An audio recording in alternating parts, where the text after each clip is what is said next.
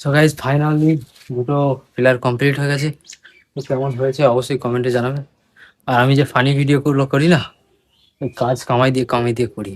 তোমরা ভিডিওগুলো দেখো কিন্তু কমেন্ট করো না। চামড়ার অবস্থা দেখছো, পুড়িয়ে দিয়েছে, বর্ডার হয়ে গেছে বর্ডার। তো যা মানে খুব কষ্ট করে ভিডিওগুলো করি, এই এত রোদে গরমে কাজ করি, তারপর বাড়ি গিয়ে ভিডিও বানাই, কোনো দিন কাজে যায় না। তোমরা যারা ভিডিওগুলো দেখছো অবশ্যই একটু কমেন্ট করো আর শেয়ার করো।